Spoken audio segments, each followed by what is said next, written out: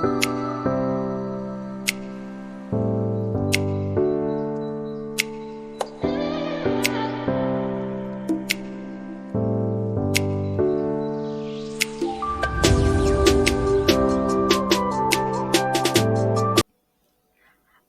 guys, welcome to my YouTube channel. Those of us who are watching today for the first time, karibuni sana. I'm very grateful for those who've been watching and those who've been patient, especially for those that I'm not able to answer in a timely manner. Thank you so much for your patience, and I hope the answers that I've been giving us have been helpful. And sometimes when I don't have the right answers, I have been redirecting you to sources that I think may be of help to you. And I hope that we'll be interacting more. Something also I need to share is that whatever I share on this channel is purely based on my own experiences, not really because I'm an expert. No, it is purely based on my own experiences, which may work for some, it may not work for some. But again, it will be helpful just to give you a perspective of maybe what to expect, and it will widen your horizon, especially if you're thinking of immigrating. I'm talking of immigrating because currently I'm not in Kenya. I immigrated to New Zealand. Sorry, it's been it's been a good experience, I must say. Challenges that I have welcomed, that have made me grow, challenges that I have learned so much from, and that's why I would like to share with us. Um, this would again settle a different kind of approach that I would maybe in the future, kind of the videos that I'm going to share. Of course, my passion is still in nursing education. At the moment, I'm going to see how that is going to play out. But despite that, my my presentation is purely nursing as an international profession. And one of the requirements for those of us who may want to migrate is English. And English, you have three, not really three, but common types of English that you may tend to get out there. That's Pearson test of English. So for Pearson test of English, that is PTE, it's not commonly used for immigration purposes, especially for professional immigration. However, you can use it if you want to immigrate as a student, because most of the training institutions, universities, institutes accept PTE as a type of English that you can do. You may find that different countries uh, have different requirements. So it is very important for you to first understand and do a lot of research. Which countries is it that you're looking at? Once you have a list of the countries that you're looking at, find out what are the requirements, because requirements varies from one country to another. However, besides that, we have OET. We also have IELTS. IELTS is common, known so much worldwide. And OET was not so common in Kenya. It just came recently. I think it's less than 5 years old. And for me, I prefer OET. And I'll talk about OET because that's what I have an experience with. Again, like I said, what I'm sharing is based on my own experience, I'm not really an expert, but based on my own experience. So for OET, I prefer OET because the examples and the exam will be based on your profession. So those of us who may have professionals in the healthcare sector, maybe a lab technician, a pharmacist, medical officer, maybe they can look into OET because exams will be purely based on what your profession is. I find that easy because the examples that you're going to do will be based on the examples will be based on what you do in your daily practice, what you do in that ward. And again, the good thing is that it's not limited to a sector. So you cannot say I've only worked in medical surgical. Would the questions only come in medical surgical? No, it cuts across based on nursing practice. And you know, nursing practice, most of it, unless it's a specialization, cuts across. and that's what makes OET favorable for me. Um, Now, when it comes to OET, we have four subtests that they look at. We have listening, writing, speaking, and reading. These are the four subtests that you will be tested on, and yeah. So I'll share with us what is expected. So you will go to Google and will type OET Kenya just to make your search very easy. So when you type OET Kenya, of course, don't select the first one. Come down to book a test. So once you've selected booking a test, it will bring you to this interface, book a test, search for a test near you. So there it says enter your location. So your location is Nairobi because you're in Kenya. OET in Kenya is only offered in Nairobi. They don't, and they have their test center in Nairobi. They don't have it yet outside of Nairobi. So you click on find a test. Something also I need to mention when it comes to OET, we have OET on paper and OET on computer. I would prefer OET on paper. The reason is sometimes you may have a downtime. You choose OET on if you choose OET on computer and then you have internet connectivity problems, it will be very challenging to you. So it is important for you to be able to choose. Again, like I said, it's based on my own experience. I would advise you to choose OET on paper.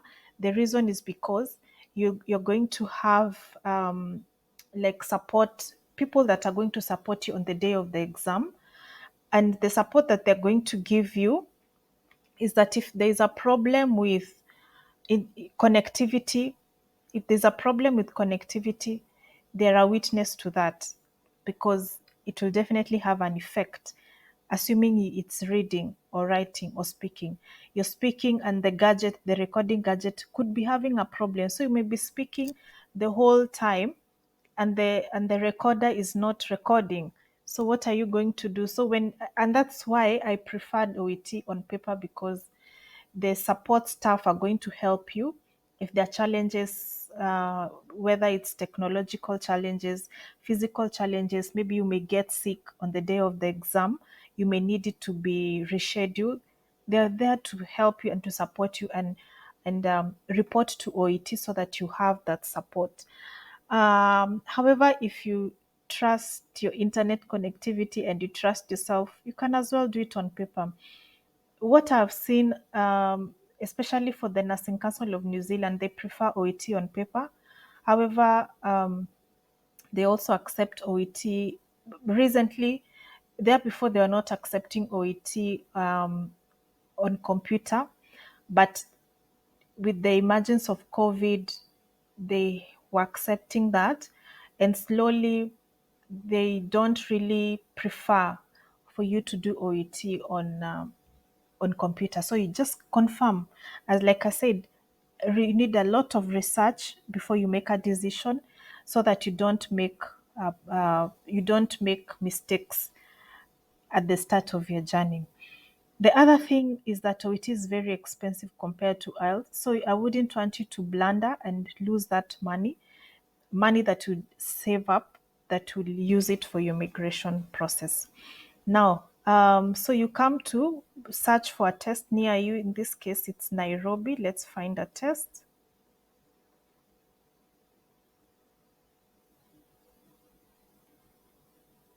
Oh, I don't know why it's. Let's just give it time. Sorry for that, guys. Yep. So you have Nairobi. Nairobi.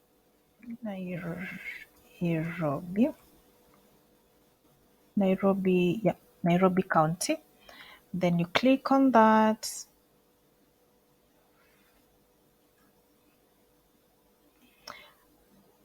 It should be able to bring us the testing center in Nairobi.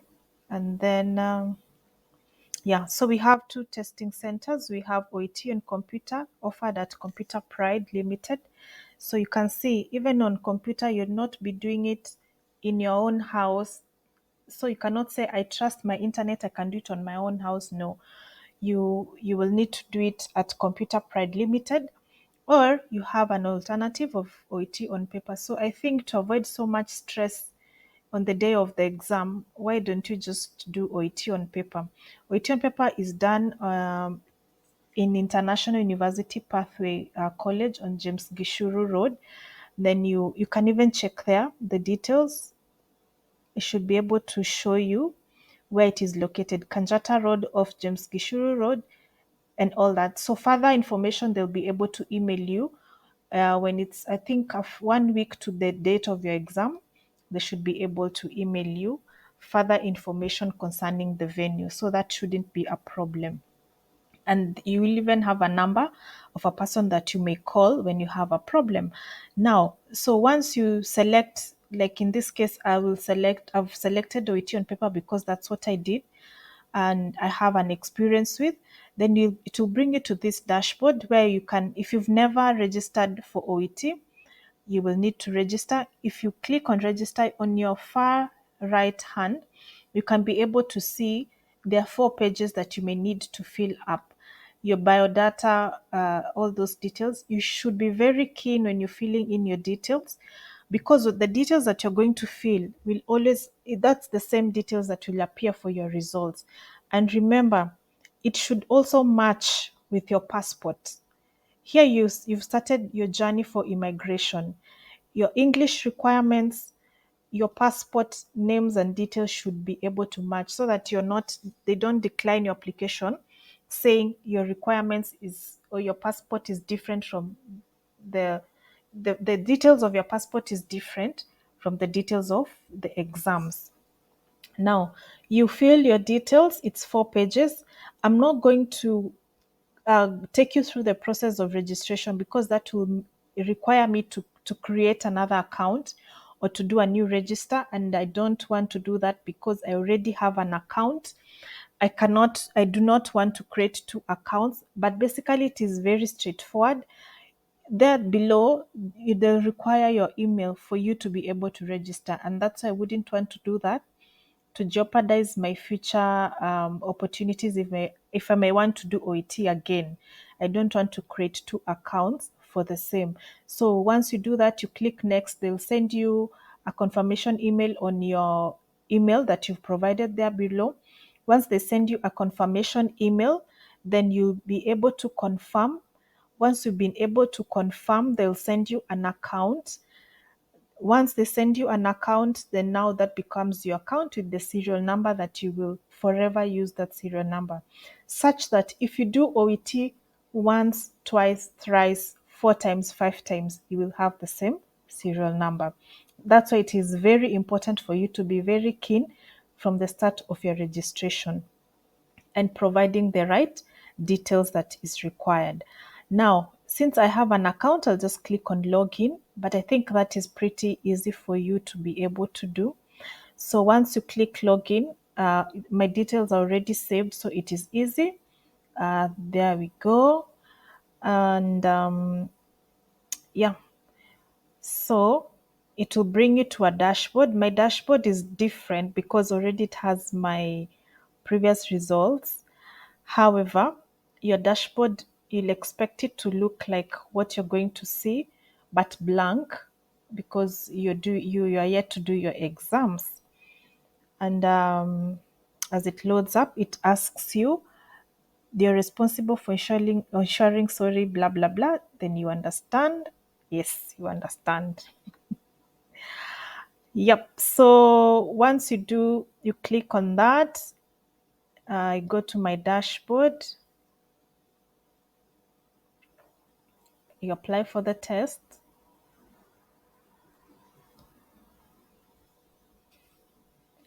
Once you click on apply for the test, what is your profession?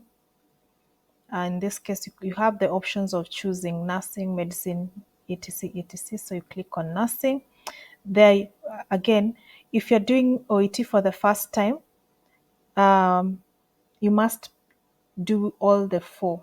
listening, reading, speaking, and writing. OET, you have options of doing a retake if you've not met a threshold of what is expected or what is required for you. So that shouldn't be really a problem.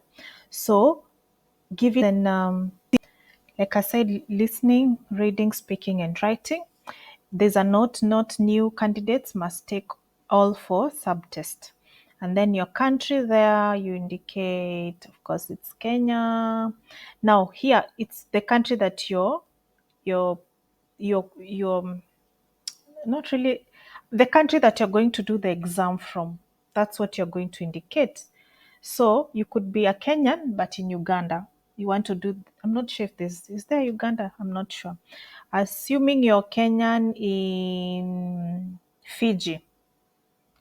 So if you're Kenyan in Fiji, the country there, you're going to indicate Fiji, not Kenya, because Fiji is where your test center is going to be.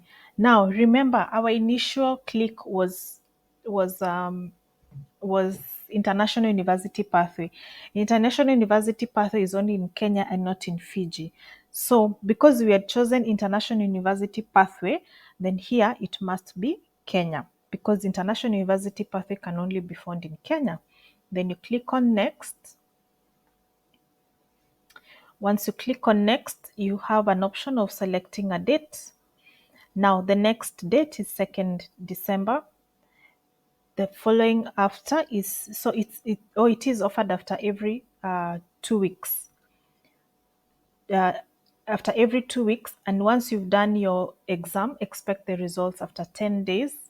Is it minimum? Sometimes it can come be less than 10 days. 5 days, 7 days, 10 days is the most average time, unless your exam has an issue or your particular paper had whatever. There could be issues or hiccups that are here and there.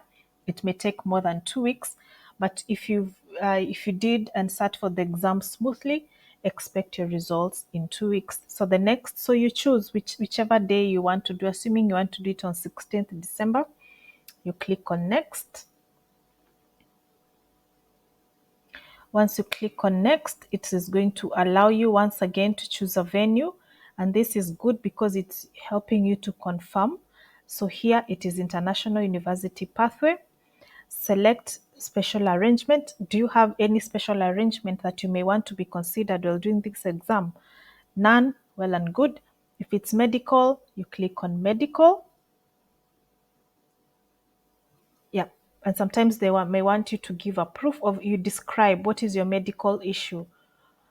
Could it be your hypoglycemic, for instance? You cannot be able to stay for longer periods of time without eating something. So you need to indicate there. Whatever it is, do you have difficulty um, in visualizing from a distance? So you may need to be set up closer to whatever.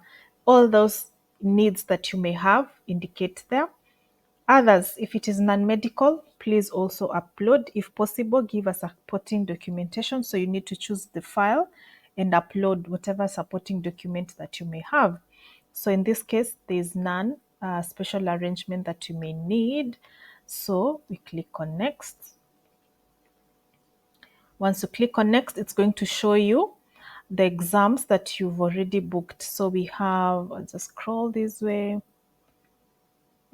So you will start with at 9 a.m. with listening, 10 a.m. So you can see it's 1 hour for the subtest. So we have listening 1 hour, followed by reading 1 hour, then writing 1 hour. After that, you're going to be given your time for speaking.